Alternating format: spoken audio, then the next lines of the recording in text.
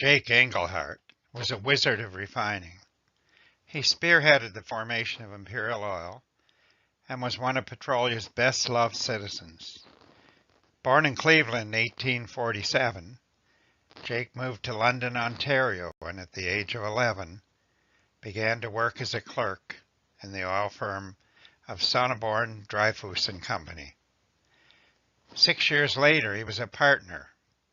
2 years later, at the age of 19, he started his own refinery in London under the name J.L. Englehart and Company.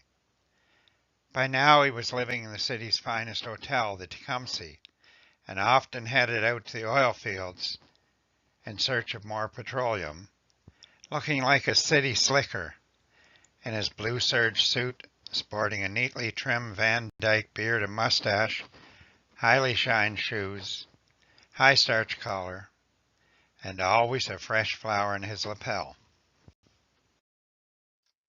In the late 1870s, after his refinery in London burned down, Jake moved to Petrolia and built the Silver Star refinery with a 5-year tax relief plan from the town of Petrolia.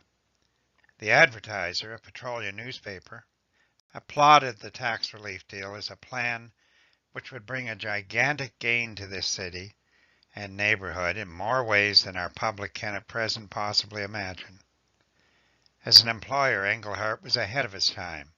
He initiated a form of workmen's compensation, and industrial safety was strictly enforced.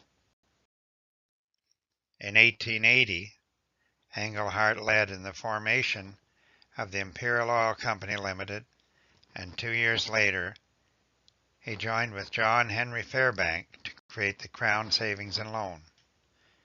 In 1891, he married Charlotte Eleanor Thompson, daughter of a prosperous farmer in Adelaide Township.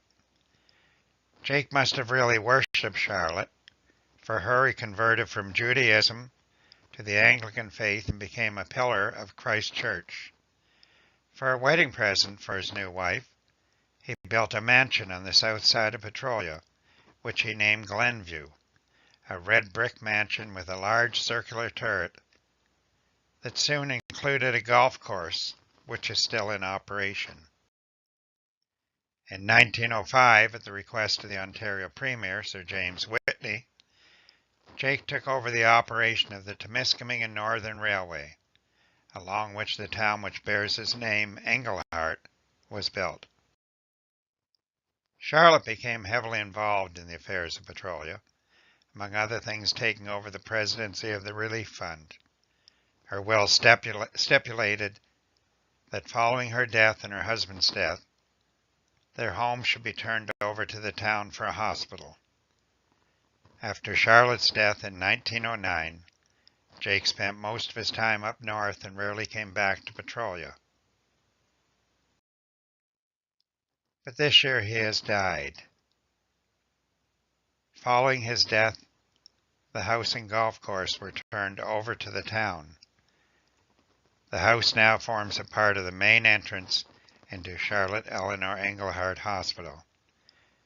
Jake, with a more practical view, also left the town 100 shares of Imperial Oil stock and a bundle of money.